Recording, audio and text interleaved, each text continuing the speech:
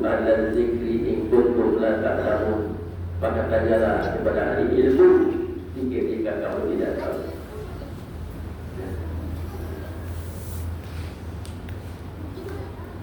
Maka dia kena ada kaedah, ada cara untuk membersihkan sikir tadi. Dan kaedah itu yang disebut oleh para ulama tasawuf tarekat. Jadi tarekat itu bukan terbang dari pokok ke pokok, bukan. Tarekat itu bukan menjadi orang siluman, bukan. Tarekat itu cara berzikir. Wa anna istaqam wa la tariqa asqainahu ma'an barakah. Siapa yang istiqamah di atas jalan, di atas tarekat, metodologi, maka kita diminum air yang segar. Nah, Rasulullah SAW dipercaya oleh Jibril, sehingga hati beliau menjadi bersih. 40 tahun dijaga, betul, dijaga hatinya. Baru diisi ilmu atau diisi air ibarat ilmu, yaitu diisi Al-Quran, sehingga mudah disebut kaki. Kadang-kadang ada orang yang sekolah sampai luar negara, dan untuk ilmu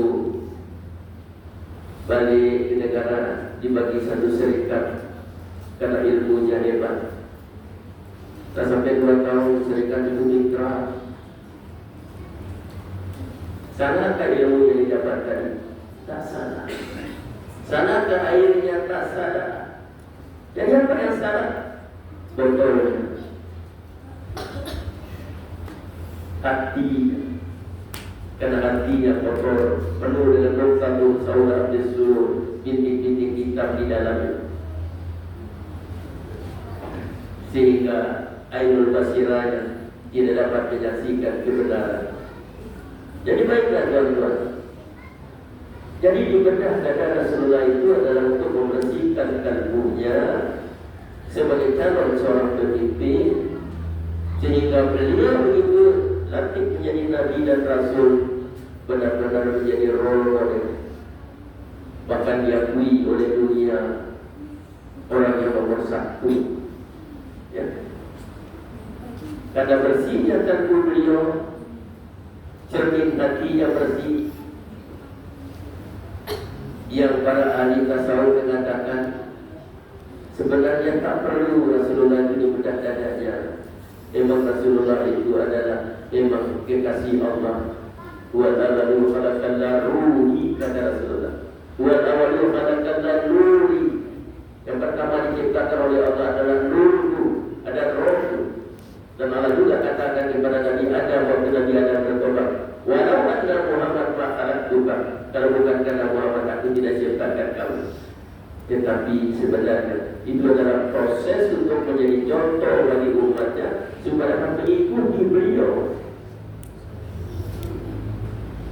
Siapa saja yang mengucap 2 kalimat syahadat, maka wajib meyakini bahwa Rasulullah Muhammad SAW itu sebagai role model yang mesti diikuti dalam seluruh aspek kehidupan.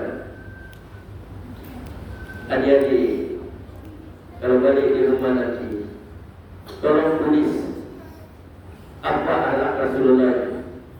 Bagaimana Rasulullah makan, bagaimana Rasulullah minum, bagaimana Rasulullah dengan masyarakat, bagaimana Rasulullah dengan istri dan orang lain. Lalu apa yang ditulis itu letak di depan, kumpul dengan diri kita. Sesuaikan. Bagaimana Rasulullah cakap, Rasulullah tak pernah ngomong, walaupun bergurau. Oh saya, bagaimana saya banyak ngomong. Angkat. Bagaimana Rasulullah melihat? Rasulullah tak pernah melihat barang-barang yang jelek, yang kotor, yang keji. Saya bagaimana? Oh banyak fakta. Kita tahu berapa kasus yang boleh kita ikuti Rasulullah. Ya. Kadang-kadang dilepas fakta dengan umat Nabi Muhammad, tetapi perbuatan jauh daripada perbuatan Nabi Muhammad.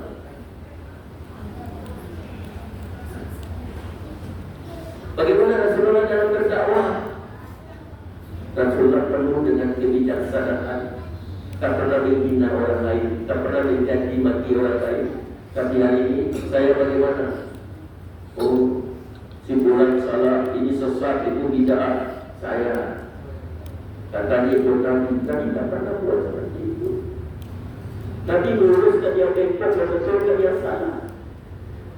Karena hati Rasulullah itu perlu dengan ketakwaan.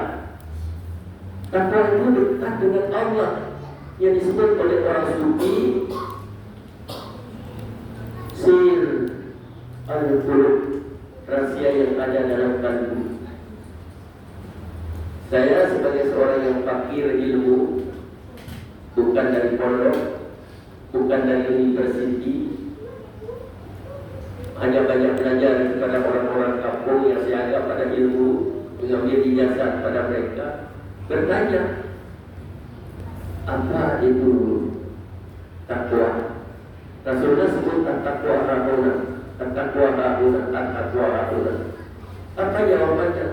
Takwa itu rahasia yang ada dalam kalbu. Jadi apa rahasia itu? Apa jawabannya? Rahasia. Tak boleh tanya lagi, namanya rahasia. Ya kan? Bagi ulama yang lain, alhamdulillah, saya bertemu dengan seorang mursyid Tarekat Qadiriyah dan Sabatiyah tahun 2002.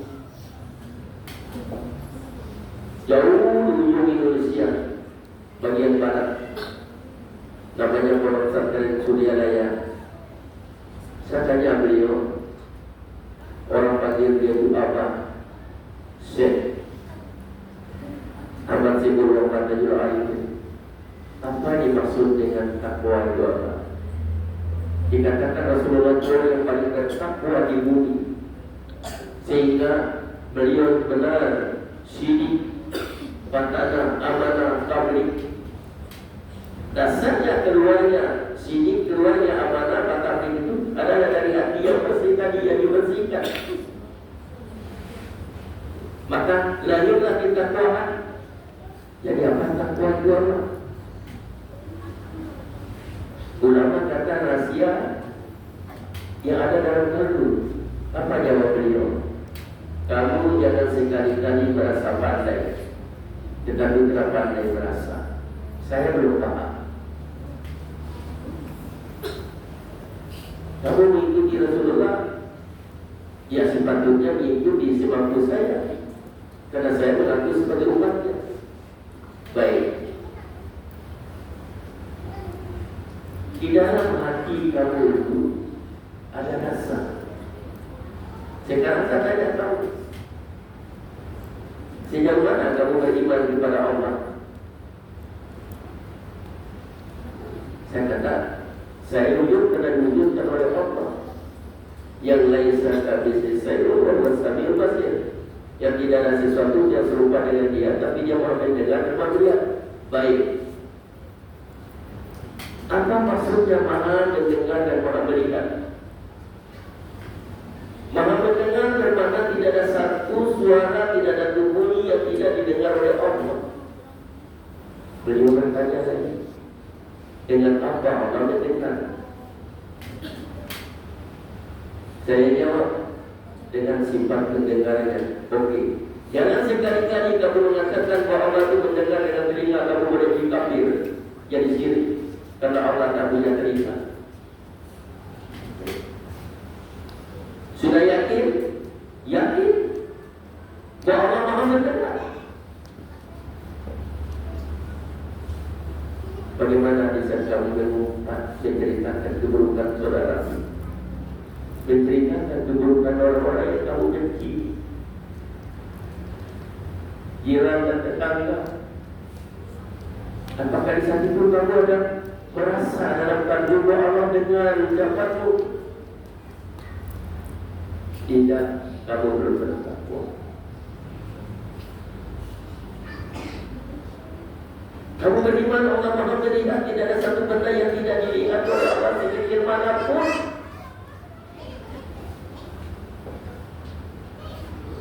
Tapi bagaimana kamu bisa buat sesuatu yang tak mahu istrimu tahu?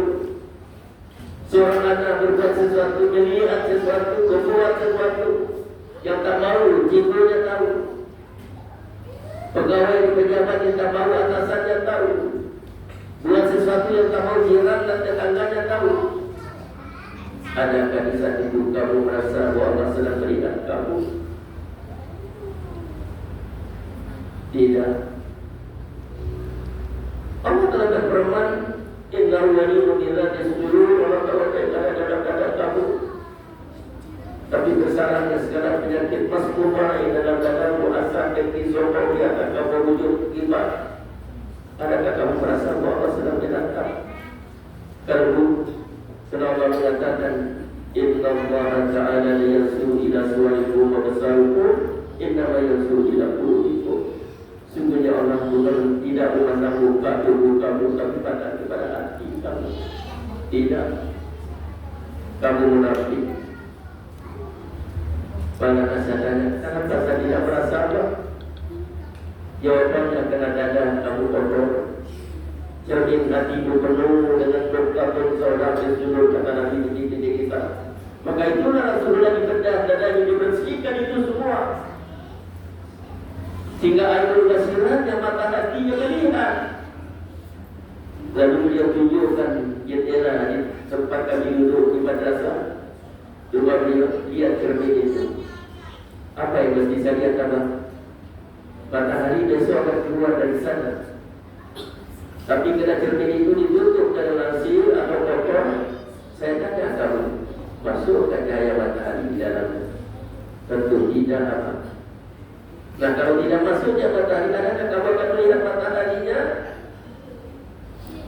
Tentu tidak apa.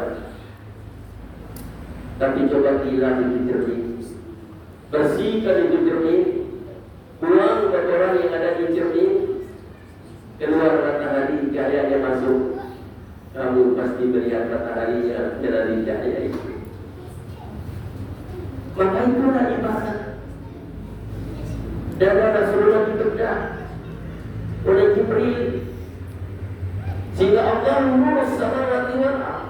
Allah bagi cahaya kepada langit dan bumi, tembus dalam dada Rasulullah, sehingga Rasulullah melihat kebesaran, keagungan, keindahan, kejamanan Allah Subhanahu wa Ta'ala. Bagaimana kita? Maka orang yang bertakwa, orang yang merasa seperti Rasulullah, maka lahirlah sifat sinik benar.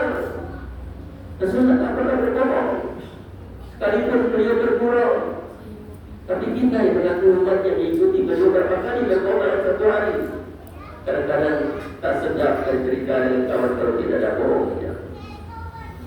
Kadang-kadang bohong itu seperti haji mengaku sehingga sedap perbincangan. Pada mengaku umat Nabi Muhammad, mengaku ikut Nabi Muhammad, maka belajarlah sifat Rasulullah ini. Dari mana keluar sifat itu? Dari hati. Kenapa? Karena hatinya dibersihkan sendiri. Jadi kita bersihkan ini untuk bentuk satu ibarat. Tak cuma kita peringati, tapi besok ada kebiasaan dan ada perubahan. Masih juga dulu di kedai kopi mengumpat satu dunia.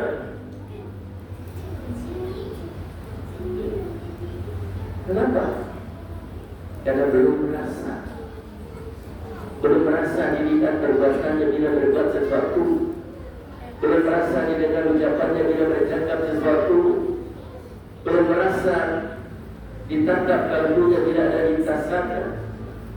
Maka orang yang bertakwa itu disebut oleh hadis di atas mimbar, marilah kita bertakwa kepada Allah dengan sebenar-benar takwa, mengerjakan perintah dan meninggalkan larangan. Itu buah bertakwa. Takwa yang bersihkan dulu hati. Tersebut dalam ilmu tasawuf, tahali proses kebersihan. Kebuang sifat-sifat masmumah, maka terjadilah tahali, diganti oleh Allah dengan sifat-sifat mahmudah. Kalau sudah jernih, bersih, mengkilat, maka disebutkan jadi Allah melancarkan cahaya untuk memperlihatkan kebesaran dan keagungan dirinya. Maka air basirah melihatnya, itu sudah makam ma'rifat, makam mengenal Allah. Jadi ini contoh-contoh yang perlu kita ambil dalam peringatan Maulid Rasul yang sangat penting sebenarnya. Yang saya yakin jarang dikupas seperti itu. Kadang-kadang diceritakan untuk memancing tertawa kita semua. Hati tuan-tuan. Jadi Nabi mengatakan jangan pancing. Kalau kamu ngajar ilmu, jangan pancing kalau dia itu tertawa. Memang seronok, tapi ilmu itu akan keluar bersama tertawa. Karena bukan kamu yang bagi ilmu. Dia kata bukan kita bagi ilmu. Allah kata al-insan amalan ya'lam. Aku yang ajar kamu apa yang kamu tidak tahu. Kita hanya membuka kunci. Kita hanya menyampaikan maklumat. Kita tak ada apa-apanya. Saya rasa itu sejarah singkat. Tapi saya ceritakan seorang yang cinta kepada Nabi, seorang Nasrani. Dia baca Taurat. Bila dia baca Taurat, di dalamnya menceritakan kehebatan Rasulullah SAW. Maka dia koyak. Kata ketua pastornya, dia kata jangan baca kalau ada itu. Dan sebenarnya dia baca lagi. Tambah banyak lagi di dalam kitabnya. Dia koyak lagi. Hanya beberapa kali dia baca, tiba-tiba ingin tahu bagaimana Muhammad, bukan lain cantiknya, dikisahkan sifat akhlaknya. Maka dia bersiapkan, ambillah upaya bersiapkan, maka dia berangkat ke Madinah.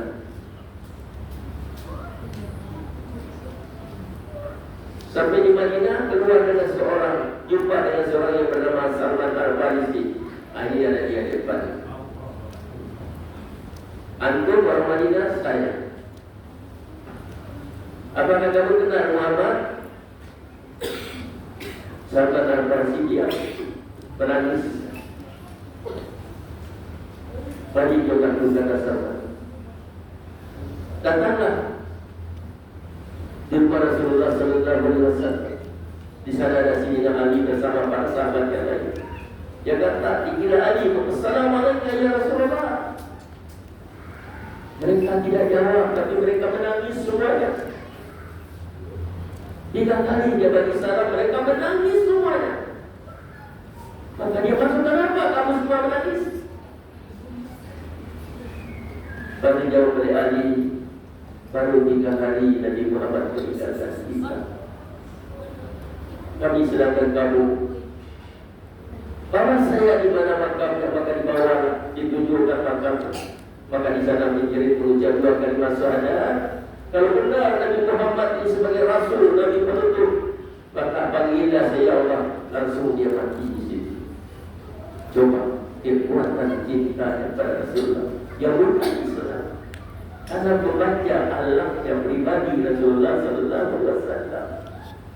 Jadi adik-adik saya, anak saya, ya, marilah baca sejarah Rasulullah.